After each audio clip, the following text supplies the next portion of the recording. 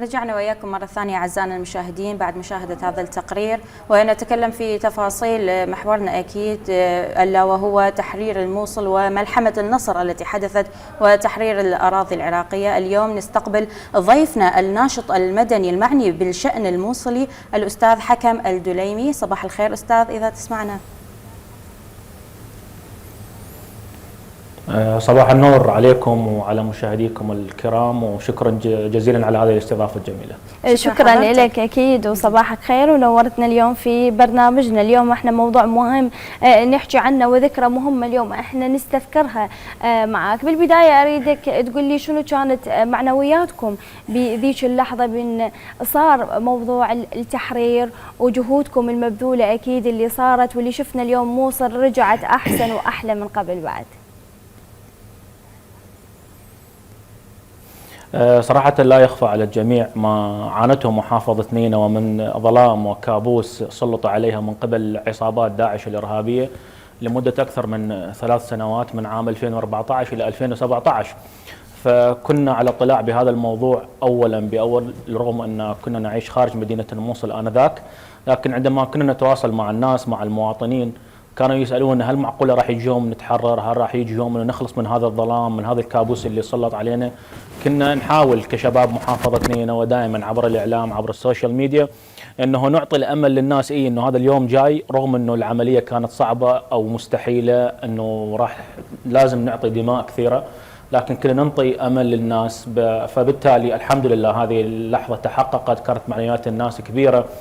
وكنا أيضا في لحظة التحرير بالخطوط الأمامية كشباب محافظة نينوى مع القوات الأمنية بعمليات الإغاثة ومساعدة الناس بالمعلومة للقوات الأمنية. فكنا نشوف الفرحة كبيرة وما تتوصف على وجوه الناس بعد هذا الكابوس اللي عاشوه لمدة 3 سنوات من دم وحروب وقتال ورعب. نعم أستاذ حكم، مثل ما ذكرت كان كابوس الفترة اللي عاشوها جميع العراقيين صراحة، لكن نتكلم عن اللحظات الأولى لانطلاق عمليات التحرير. كيف عاش أهل الموصل هذه اللحظات؟ كيف يستذكروها اليوم؟ وشنو ممكن بعض المواقف اللي تبقى عالقة بالذاكرة؟ صراحة لا زلت أتذكر أنه تم إعلان ساعة الصفر لتحرير محافظة نينوى بشكل كامل ومدينة الموصل بشكل خاص من قبل رئيس الوزراء آنذاك الدكتور حيدر العبادي في وقت متأخر من الليل. فكان خبر سعيد علينا كشعب عراقي جميعا وأهالي محافظة نينوى بشكل خاص. لا زلت أتذكر كيف كنا ننقل أنه هاي الأخبار عبر السوشيال ميديا عبر الإعلام للناس أنه ساعة الخلاص قربت من احتلال عصابات داعش الإرهابية على مدينة الموصل. في ذلك الوقت كان الانترنت شبه مقطوع عن مدينة الموصل، لكن كنا نحاول بطريقة أو بأخرى ننقل الخبر إلى الناس. فرحة الناس كانت كبيرة صراحة، لكن مثل ما تعرفون أنه عصابات داعش الإرهابية كانت تحكم الناس بالسيف والدم، ما كانوا يقدرون يعلنون الأهالي بفرحتهم بشكل عام، وإنما كانوا يتناقلون الخبر بيناتهم بشكل سري من بيت إلى بيت، من عائلة إلى عائلة، سواء أقارب سواء أصدقاء. فكان الخبر صراحة رائع جدا جميل جدا أنه ساعة الخلاص قربت، ساعة الخلاص أنه ترجع مدينة الموصل ومحافظة نينوى وأنه ترتدي الزي العراقي من جديد، ترجع إلى حضن العراق. كانت لحظة ما تنوصف، ممزوجة بالحزن، الحزن على الدماء اللي خسرناها، الأرواح اللي خسرناها. مثل ما تعرفون داعش دمر الحجر والبشر للأسف الشديد. وأيضا كانت سعيدة ومناسبة مثل ما نقول احنا نفرح بها كأهالي مدينة الموصل أنه نخلص من هذا الاحتلال اللي سلط على أهالي مدينة الموصل بالزور والبهتان للأسف الشديد. نعم، كيف تقيمون اليوم الدور الذي أدته القوات الأمنية بحماية وتحرير الموصل؟ أنا شخصيا كنت مطلع على عمليات تحرير مدينة الموصل أولا بأولا، سواء عبر عملنا تطوعي كفرق تطوعية كمنظمات، وأيضا عبر خلية شباب نينوى التي أسسناها كشباب محافظة نينوى لدعم القوات الأمنية، لدعم الناس إعلاميا وعسكريا أيضا. فصراحة أقدر أقول كل القوات الأمنية العراقية بكافة صنوفها بدون أي استثناء شاركت وبشكل رائع في تحرير هذه المدينة وخلاصها من عصابات داعش الإرهابية. قدموا عمل كبير، يعني أنا في يوم من الأيام كنت معهم بالخطوط الأمامية في مدينة الموصل القديمة تحديدا اللي شهدت آخر لحظات التحرير، وتحديدا في منطقة الميدان. لا زلت أتذكر اللحظة اللي تم بها رفع العلم العراقي في منطقة الميدان كآخر الأشبار اللي تتحرر في مدينة الموصل، وأيضا قرب جامع النوري اللي تم في إعلان الخلافة المزعومة، خلافة عصابات داعش الإرهابية. كانت لحظات لا تنسى أبدا، لحظات خلدت بالذاكرة، احنا كأهالي مدينة الموصل لازلنا نتذكرها. وايضا احنا كشباب محافظه نينوى ولا زلت اتذكر انه عند تحرير الجانب الايسر بشكل كامل قمنا برفع اكبر علم عراقي في منطقه المنصه اللي هي معروفه في مدينه الموصل، هي منصه الاحتفالات، وكان الجانب الايمن لا زال محتل من قبل عصابات داعش الارهابيه، فكانت فرحه الناس كبيره. فبالتالي نقدر نقول قواتنا الامنيه بكافه صنوفها بدون اي استثناء قدمت ملحمه كبيره تحت عنوان قادمون يا نينوى، وسطرت سطر رائع عراقي تاريخي لا ينسى ابدا. فنقول باسم اهالي محافظه نينوى شكرا لكل الدماء الزكيه التي نزفت على ارض مدينه الموصل من اجل تحريرها وخلاصها. نعم أكيد أستاذ حكم، الرحمة والخلود لجميع شهدائنا الأبرار. اليوم نستذكر تضحياتهم أيضا، ممكن نقيس حجم التضحيات؟ هل ممكن يعني ترفدنا ببعض الإحصائيات التي إن وجدت للتضحيات اللي قدمها أبناء القوات الأمنية وأبناء الحشد الشعبي وكل من شارك بهذه العمليات؟ صراحة الأرقام اللي قدمت من قبل قواتنا الأمنية أعتقد هو رقم كبير لأجل محافظة نينوى أنه ترجع لأجل حضن العراقية، ثاني محافظة عراقية، محافظة مهمة مثل ما نقول هي تتنوع سواء بتنوعها الإثني الطائفي الديني، فبالتالي الدماء التي نزفت لأجل إرجاع هذا اللون الجميل إلى حضن العراق كان رقم كبير. صراحة ما يحضرني الرقم بشكل دقيق لقواتنا الأمنية البطلة من الشهداء، لكن بالنسبة للمدنيين وتضحيات المدنيين من أهالي محافظة نينوى أتذكر أنه واحدة من الأرقام اللي أعلنتها منظمة العفو الدولية كان الرقم للضحايا اللي خسرناه كأهالي محافظة نينوى على يد عصابات داعش الإرهابية جبانة من 9000 إلى 11000 مواطن ضحية، ولكم أن تتخيلون هذا الرقم. صراحة هذا الرقم نقدر نقول من كل أطياف محافظة نينوى بدون استثناء. أكو البعض للأسف يتقصد أنه يستثني فئة أو أخرى، لا، كل أهالي محافظة نينوى بسنتهم بشيعتهم بعربهم بكردهم بمسيحيين بالكاكايين اليزيديين التركمان الشبك، الكل خسر على يد عصابات داعش الإرهابية سواء ماديا أو معنويا. فبالتالي الرقم كان كبير جدا من الطرفين، سواء كقوات أمنية بطلة شهداء وسواء كضحايا مدنيين راح ضحية الاحتلال على يد عصابات داعش الإرهابية أثناء الاحتلال وأثناء التحرير. رحم الله جميع الشهداء من عسكريين ومدنيين ونحن مدينين لهم للأبد. نعم. اليوم خلينا نحكي عن دور المرأة. اليوم شلون كان دور المرأة بأحداث داعش بدخولها إلى الموصل وبعد تحريرها بنفس الوقت؟ هل هي كانت بس متلقية أو أنه هي شايفة الأوضاع؟ شنو كان دورها أكثر؟ هل هي ساهمت بدورها لحماية الأسرة؟ دور المرأة الموصلية كان عظيم جدا، سواء أثناء النزوح في عمليات الإغاثة للنازحين داخل المخيمات. كنت أشوف بعيني نساء موصليات وعراقيات يد بيد مع المنظمات الدولية، مع المنظمات المحلية، مع المتطوعين، مع الشعب العراقي اللي مد اليد لمساعدة النازحين. كذلك أثناء مثل ما نقول إجلاء الجرحى إلى المستشفيات كنا كشباب أنه نمد اليد مع الكادر الطبي لمساعدة الجرحى، لأن كان الرقم مهول للأسف وفوق القدرة الاستيعابية للمستشفيات. فكنت أشوف نساء بيدها صراحة رغم أنه مو اختصاصها تساعد الكادر الطبي لأجل إغاثة ومساعدة الجرحى. أيضا داخل محافظة نينوى وهي كانت محتلة تحت يد عصابات داعش الإرهابية كان أكو نساء موصليات شجاعات تنقل الصورة الحقيقية اللي يصير داخل محافظة نينوى عبر وسائل التواصل الاجتماعي. لا زلت أتذكر كان أكو حساب لامرأة موصلية شجاعة رفضت حتى بعد التحرير أنه تذكر اسمها منو هي بالضبط، أنا أعرفها شخصيا. قدمت معلومات جبارة إلى الإعلام المحلي والإعلام العالمي عن ما يحدث داخل مدينة الموصل من جرائم وانتهاكات بحق أهالي محافظة نينوى من قبل تلك العصابات الإرهابية الجبانة. أيضا للأسف راح ضحية لعصابات داعش الإرهابية نساء مصليات كثيرات سواء تربويات أو مثل ما نقول أمهات بيوت، أيضا بكل الأنواع صراحة ما يذكرني الأسماء تحديدا، لكن أيضا المرأة الموصلية والعراقية كانت يد بيد مع القوات الأمنية، مع الناس اللي كانت تغيث وتساعد النازحين والجرحى أو الناس اللي كانوا يطلعون من الخطوط الأمامية أثناء تحرير مدينة الموصل. وما بعد تحرير مدينة الموصل أيضا للمرأة الموصلية والمرأة العراقية بصمة كبيرة وقصص نجاح كثيرة لإعادة الموصل إلى ما كانت على وضعها الطبيعي وأفضل.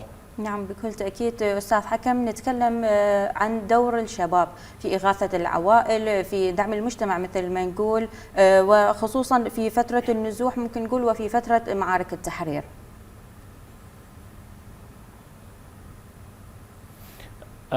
صراحة لا زلت أتذكر القصص. يعني أنا كنت عايش خارج مدينة الموصل أثناء النزوح. بدت عمليات النزوح مثل ما نعرف هي عبر عدة طرق، سواء إلى إقليم كردستان، إلى جنوب العراق، إلى بغداد. فشباب محافظة نينوى بالتعاون مع الشباب العراقيين الآخرين من بقية المحافظات، أنا لا زلت أتذكر على الصعيد الشخصي أنه كان أكو فريق تطوعي أسسناه وقمنا بإطلاق عمله في إقليم كردستان العراق. شباب من محافظة نينوى، من محافظة الأنبار، من صلاح الدين، من كركوك، من بغداد، من البصرة، من كل العراق. قمنا بعمليات إغاثة كبيرة جدا للنازحين، سواء داخل المدارس، داخل الهياكل السكنية، داخل المخيمات. قمنا بعمل كبير جدا لمساعدة أهالي محافظة نينوى، اللي هو نعتبره واجب، أنه هو مو مساعدة لأن هم بالتالي أهلنا وعوائلنا. كان مثل ما نقول حجم الضرر كبير جدا، لكن كشباب محافظة نينوى والشباب الآخرين قمنا بعمل كبير على مستوى الإغاثة، سواء ماء الشرب، الطعام، المواد الغذائية، لأنه بذاك الوقت كان العراق بشكل عام ما كان مهيئ لهذه الظروف قبل أنه تجي المنظمات الدولية والأمم المتحدة والوكالات الدولية أنه تمد يد العون.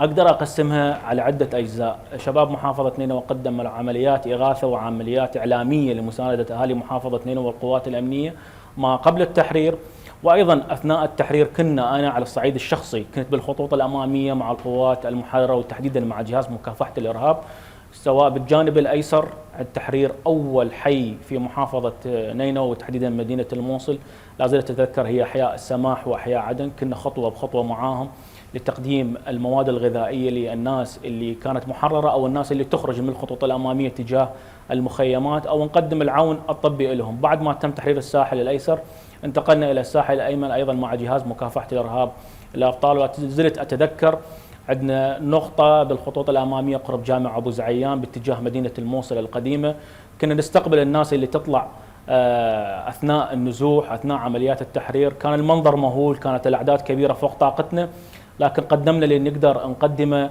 مع الجهد الحكومي وجهد المنظمات المتطوعين اللي كانوا يقدرون يصلون لذلك الطريق. نعم أكيد مشكورين على جهودكم المبذولة اليوم، لما وجودكم انتم تعبكم ومجهودكم هذا اليوم احنا ما نقدر نشوف الموصل ترجع بهذا النشاط وبهذا الجمال، وأيضا على العوائل ترجع إلى بيوتها، إلى أماكنها، إلى أصلها. اليوم احنا نعرف الموصل هي تاريخ بكل مكان، بكل جامع، بكل شارع، بكل كنيسة نشوف بها تاريخ خاص بالعراق. اليوم خلينا نحكي عن أول مشهد أو أول لحظة بعد التحرير والنصر اللي شفتوه بالموصل، شلون كانت ردة فعلكم أنتم أولا وردة فعل الناس؟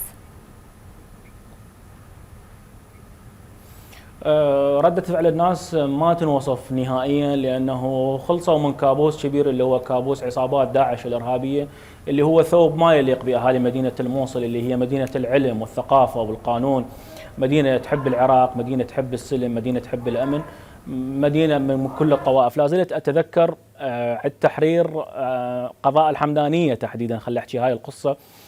صراحة قمنا كشباب محافظة نينوى، أكو كنيسة أتذكرها على أطراف قضاء الحمدانية اللي هي بغديدة، كانت الكنيسة للأسف بها أنقاض، بها مثل ما نقول مخلفات. قمنا كشباب كخلية شباب نينوى كمتطوعين كشباب محافظة نينوى بتنظيف هذه الكنيسة، إعادة الصليب إلى مكانه، لأن هو رمز مقدس لإخواننا وأهلنا المسيحيين، لأن أنا شخصيا تتلمذت على يد أساتذة مسيحيين ولهم الفضل الكبير للمرحلة اللي أنا وصلتها. أيضا قمنا برفع أكبر علم في منطقة المنصة بالجانب الموصل الأيسر، وكان منظر عراقي بهيج وطني يفرح كل أهالي محافظة نينوى، وكل الأهالي بوقتها خرجت للاحتفال بالنصر بالجانب الموصل الأيسر. أيضا بجانب الموصل الأيمن كانت الفرحة كبيرة، لكن ما مثل الفرحة اللي موجودة بالجانب الأيسر أو بقية محافظة نينوى. ليش؟ لأن الخسائر للأسف كانت كبيرة جدا بالجانب الأيمن، فما أعتقد أكو بيت بالجانب الأيمن إذا ما خسر شهيد أو عنده جريح أو خسر خسائر مادية. لكن شيء على شيء، الفرحة كانت عارمة مو فقط بمدينة الموصل وإنما بكل العراق، كان بمثابة عرس وطني تحقق على يد قواتنا الأمنية البطلة. نعم أكيد أستاذ حكم، ممكن نتكلم أكثر عن ما بعد التحرير ودور منظمات المجتمع المدني في تضميد جراح مدينة الموصل. اللي قدمته منظمات المجتمع المدني سواء على الشق الدولي، خلينا نحكي من قبل جانب الأمم المتحدة والمنظمات الدولية.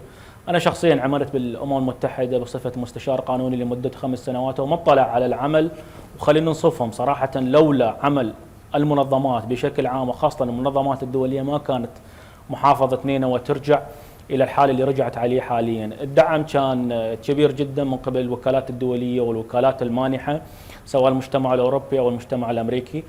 صراحة كان الدعم كبير جدا عن طريق وكالات الأمم المتحدة، وتحديدا وكالة UNDP قدمت دعم كبير جدا لإعادة البنى التحتية سواء المدنية الأمنية العسكرية الحكومية.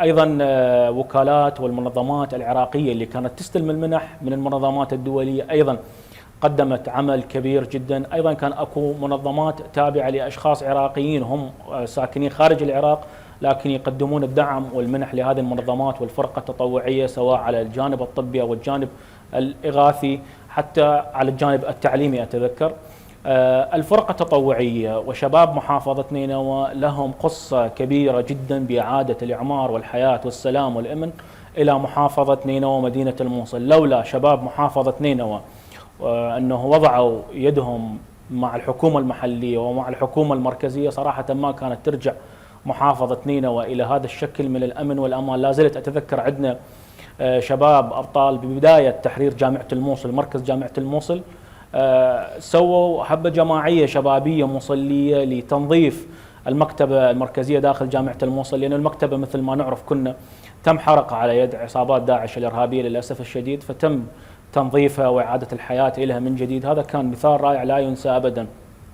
أيضا عندنا تجربة اسمها رصيف الكتب ببداية تحرير مدينة الموصل، قاموا بعمل هذه الفكرة اسمها رصيف الكتب في تحديدا قرب جامعة الموصل، فأعادت الحياة والعلم والأمن إلى مدينة الموصل. شيء على شيء، إنجازات شباب محافظة نينوى كبيرة جدا تاريخية لا يجب أن تنسى لا يجب أن تهمل. قدموا شيء كبير ولمسة كبيرة وتاريخية ونعتز بها كشباب محافظة نينوى. نعم. زين، برأيك أنت شنو أبرز التحديات اللي لحد الآن تواجهها مدينة الموصل؟ صراحة مثل ما نعرف أنه محافظة نينوى ومدينة الموصل خرجت من احتلال ظالم، احتلال بشع جدا مثل ما سميناه كابوس. التحديات قبل بالفترة الماضية كانت كبيرة جدا، حاليا قاعد تنحصر شيء في شيء. أعتقد التحديات خاصة هو بالجانب الصحي. الجانب الصحي للأسف لا زال في محافظة نينوى يعاني خاصة في المستشفيات والعلاجات المطلوبة. أعتقد أنه الحكومة المركزية والحكومة المحلية لابد أنه تركز على هذا المجال بشكل أكبر. أكو تقدم، أكو عمل، أكو إنجاز، أي نعم هذا الشيء موجود وملموس، لكن نحتاج عمل أكبر وأكبر، خاصة وأنه على الصعيد الطبي أطباء محافظة نينوى أطباء الموصل يضرب بهم المثل. يعني مثل ما طلعنا خارج العراق وشفنا قصص سواء بالخليج وأوروبا، أطباء محافظة نينوى عليهم الاعتماد الكبير. لكن مثل ما نقول المرافق الصحية، الأجهزة الصحية، الأدوية، العلاجات لا زالت مثل ما نقول مو بالمستوى المطلوب أو شحيحة وتحتاج عمل أكبر وأكبر. الخدمات اي نعم موجودة بشكل عام لكن أيضا تحتاج دعم أكبر، لمسة أكبر. موجودة هي نعم، حاليا محافظة نينوى مرت بثورة إعمار لكن نحتاج شغل أكبر وأكبر وإنجاز أكبر وأكبر. العامل الآخر مثل ما نقول أن نحتاج أن ننقل محافظة نينوى من الجانب المحلي إلى الجانب العراقي أو الجانب الدولي عبر مطار الموصل الدولي. مطار الموصل صراحة هو مهم جدا، نعم تم إعماره، تم تجربته أكثر من مرة عبر الطيران المحلي، لكن للاسف لا زال هو مثل ما نقول مدى يشتغل بالطريقه الصحيحه. نحتاج انه الحكومه المركزيه تعطي الاهتمام الاكبر لمطار موصل الدولي، يرجع وينقل تجربه الموصل من التجربه العراقيه للتجربه العالميه. مو صحيح انه مواطن مدينه الموصل يضطر للسفر الى اربيل او الى بغداد او الى كركوك حتى يسافر الى وجهه المطلوبه. مدينه الموصل ثاني مدينه على مستوى العراق، ويليق بها انه يكون بها مطار يليق بتاريخها وبسمعتها. ايضا هذا الشيء راح يساعد على استثمار بشكل اكبر، يساعد الشركات على اختصار الطريق، يساعد الاعمار على انه يكون اسرع واسرع. فاعتقد اهم نقطتين اللي هي الجانب الصحي وايضا جانب مطار الموصل. النقطه الاخيره صراحه مظلوميه مدينه الموصل، مركز الموصل، من الضحايا والارقام اللي صارت على يد عصابات داعش الارهابيه ما نقلت بشكل صحيح. اعتقد نحتاج تركيز بشكل اكبر عليها، وايضا نقطه المفقودين على يد عصابات داعش الارهابيه نحتاج تدقيق وتفصيل اكثر لها، ونخلد الذاكره بهذا المجال حتى الاجيال القادمه، السواح الزوار سواء داخل او خارج العراق يعرفون الارقام الحقيقيه اللي قدمتها محافظه نينوى لاجل انه ترجع الى حضن العراق. نعم اكيد استاذ حكم، في الختام رساله حضرتك لكل مشاهدينا وخصوصا الشباب اللي نقدر نقول اللي ما عاشوا تلك الفتره، شلون ممكن يستذكرون هذه اللحظه، شلون ممكن يتعرفون اكثر عن لحظات التحرير، شلون ممكن نخلد قصص التضحيات اللي ضحوها اكيد مثل ما ذكرنا في تفاصيل هذا اللقاء ايضا. والله اولا وقبل كل شيء ان شاء الله مثل ما نقول بالعراقي هي ايام تنذكر ما تنعاد ان شاء الله. اكيد ان شاء الله. لابد انه دائما ما ننسى دماء الشهداء، سواء الشهداء المدنيين او العسكريين. لولا دماء الشهداء ما نعيش هذه اللحظه اللي نعيشها حاليا. فبالتالي الشهداء ما لازم ينسون ابدا، وتحديدا عوائل الشهداء. الشهيد راح رحمه الله عليه وهذا امر الله سبحانه وتعالى ورحمه الله عليهم، لكن عوائل الشهداء ذوي الشهداء يستحقون من عندنا دائما الدعم سواء المادي او المعنوي. ايضا دولتنا الدوله العراقيه لازم ترعى شريحه الشهداء ويكون لهم خصوصيه بكل شيء داخل هذا البلد. رسالتي للشباب انه الامل لازم يكون دائما معنا موجود مهما عشنا من ظروف، الظروف اللي عشناها بذلك الوقت من 2014 الى 2017 لو عاش غيرنا من غير شعب راح يقول مستحيل ترجع مدينه الموصل والعراق الى ما كان عليه، لكن العراق رجع. ليش؟ لانه عنده شعب جبار، عنده شعب قوي، عنده قوات امنيه بطله، وعنده سواعد شبابيه تفكر وتشتغل وما تتعب ابدا، والامل موجود. الاهم انه ما لازم نتخندق بالخندق الطائفي، كنا عراقيين، كنا موصلين، لازم نحب بعض وندعم بعض ونرجع مثل ما كنا وافضل وافضل، لان احنا شعب عراقي، شعب بلاد الرافدين، حضاره وتاريخ. نعم شكرا جزيلا لك. اكيد شكرا استاذ حكم الدليمي ناشط مدني في الموصل، نورتنا، وشكرا لوقتك الثمين والمعلومات الثمينه اللي قدمت لنا اياها من خلال هذا اللقاء. شكرا جزيلا.